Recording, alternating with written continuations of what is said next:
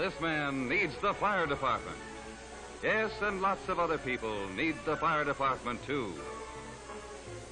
People all over the city are reporting fires. Little fires. Big fires. Everybody wants to report a fire.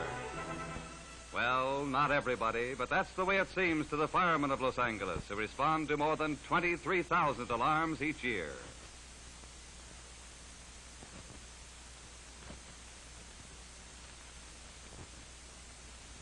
Most fires are the direct result of carelessness or indifference.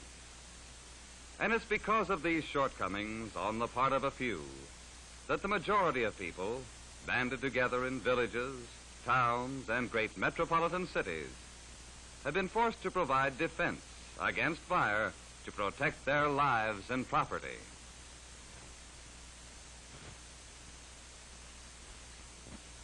To provide such protection, your fire department maintains fire stations in all parts of the city.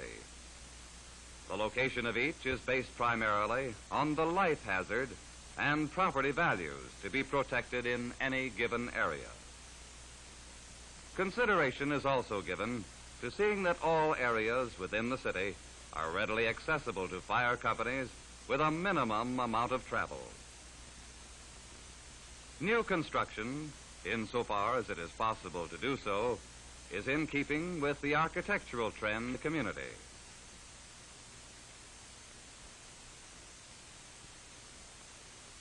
Housed within these stations are the crews and equipment of the basic firefighting unit.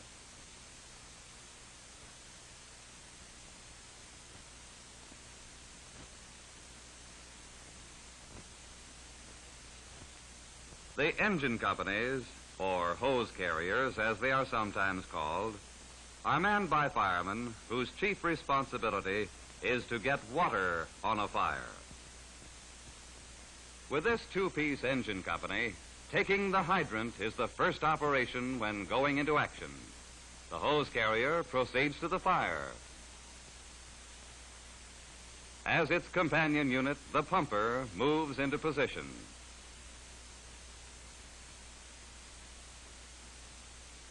As the hose carrier comes to a stop, additional hose is removed, enough to reach all sides of the fire.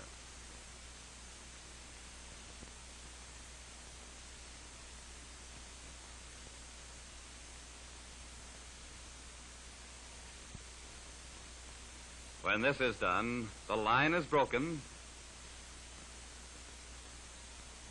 the nozzle is put on,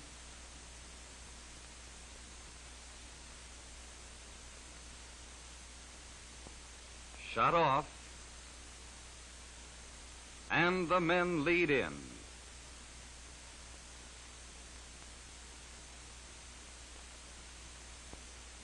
When hose lines are in position, the pumper, taking water from the hydrant, steps up the pressure to produce efficient firefighting streams.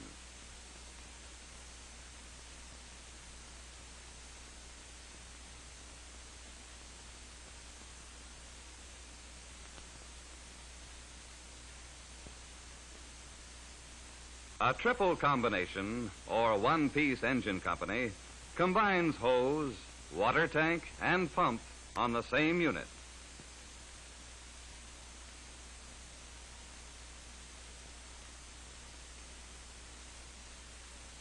When a line is laid from the hydrant to the scene of a fire, a special valve enables men at the nozzle to get water at hydrant pressure immediately. That is, after tools and the necessary hose to reach the fire have been removed.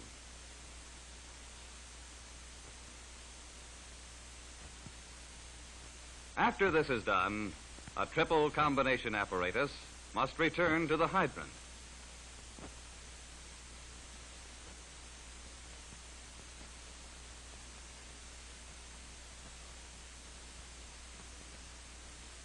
And as soon as the pump is hooked up, hydrant pressure at the nozzle is increased without ever shutting off the flow of water.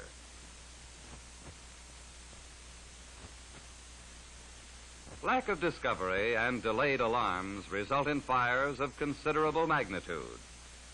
It is on such fires that heavy streams throwing thousands of gallons of water a minute are required. In manufacturing and industrial areas, where the possibility of conflagration is the greatest, manifold companies such as these are located.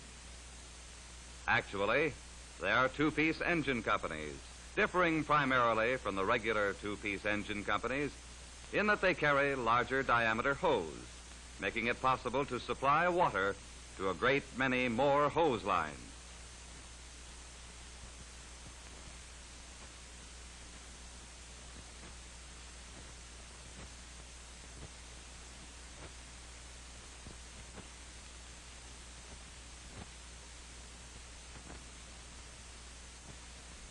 Truck companies, or as they are more commonly called, hook and ladder companies, are manned by crews who have the responsibility of laddering buildings, performing rescue work and ventilating to release hot air, smoke, and gases, so that men with hose lines can get to the seat of a fire to kill it at its point of origin.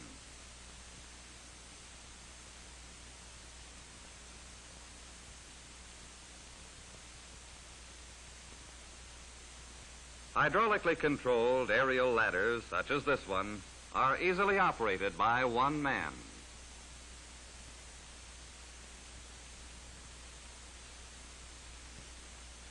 Such ladders can be raised to roofs or windows on the upper floors of high buildings to provide a means of escape for trapped persons.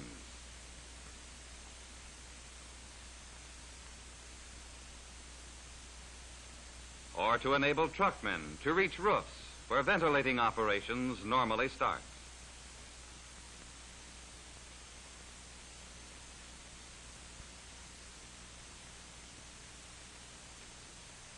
Chopping holes in roofs may seem of questionable value to bystanders, but it is a most important operation in fire control.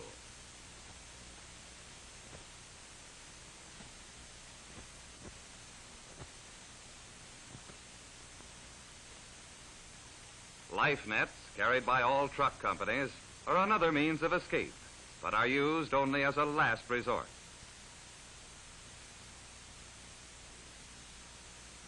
At fires where deadly fumes and gases are encountered, gas masks afford protection. Structural conditions encountered determine the choice of ladders to be used at a fire.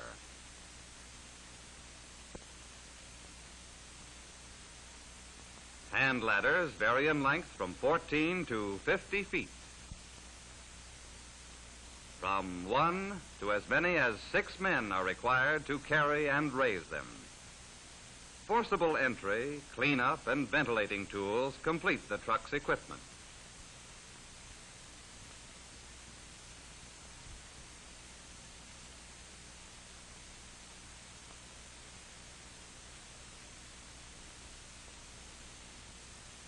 Salvage companies protect property from smoke and water damage.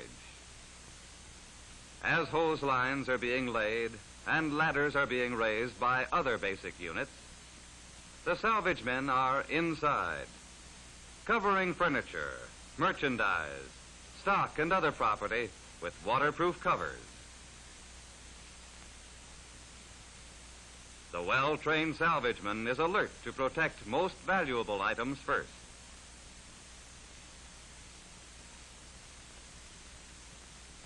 The use of sawdust completes the operation of keeping water away from stacked and covered furnishings.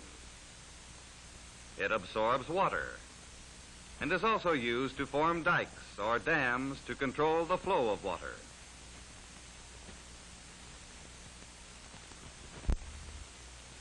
Once a fire has been extinguished, the work of the salvage men is just beginning. These companies are usually the last ones to leave the scene of a fire. Salvage companies are equipped with the necessary tools to combat water damage. It is their job to do the final cleanup work and leave the premises in the best possible condition.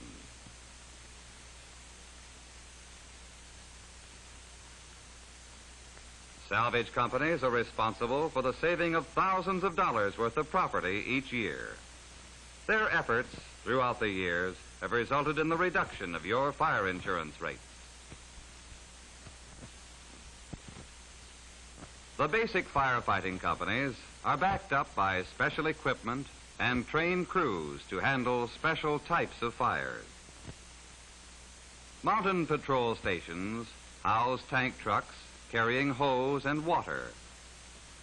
Although capable of drafting or obtaining water from hydrants when available, these units are a necessity in those areas far removed from a source of water.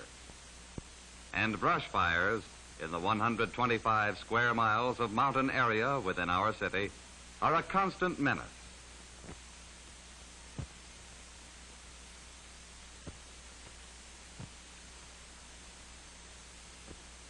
Mountain patrolmen in patrol cars equipped with hose, water, and other brush firefighting tools play an important part in the extinguishing of small brush fires.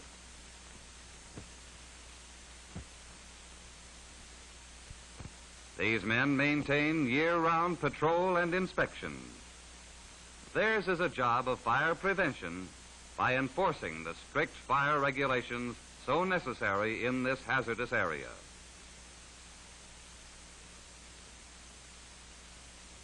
Bulldozers are used the year round, constructing fire breaks and fire roads to make the mountain area accessible to manpower and equipment when fire strikes. This equipment has also proved its worth in helping to bring major brush fires under control.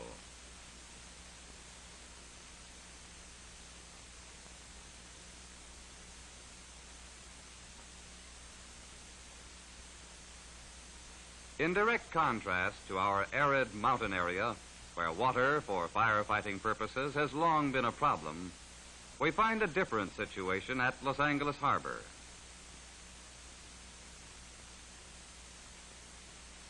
Oil, lumber, and chemicals are but a few of the products of the industries that add to the potential fire hazard.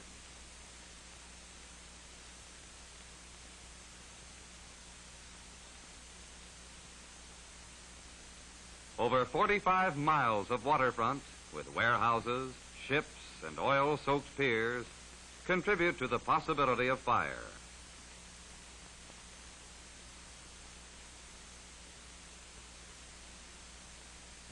Land-based firefighting companies protecting the waterfront are supported by fireboats capable of attacking warehouse, pier, or wharf fires from the seaward side. And fires aboard ships. That is the responsibility of the fireboat crews, particularly so when such ships are out of reach of land-based companies.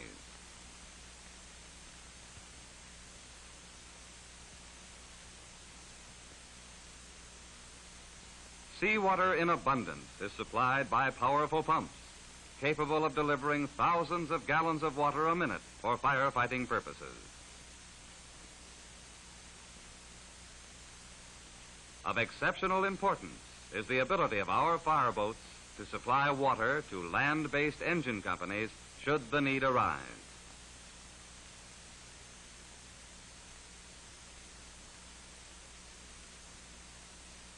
There are occasions when fires reach serious proportions.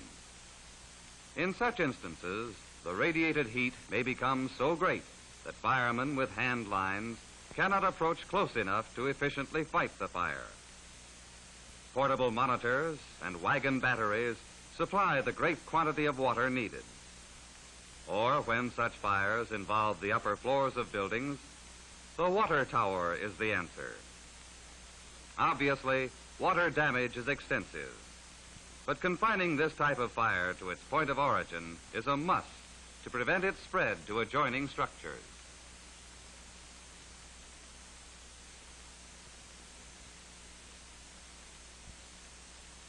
At night fires, particularly where electrical systems have been damaged, the laborious procedure of wetting down smoldering material to prevent rekindle is a problem. Utility companies, equipped with portable generators and lighting equipment, furnish the necessary illumination.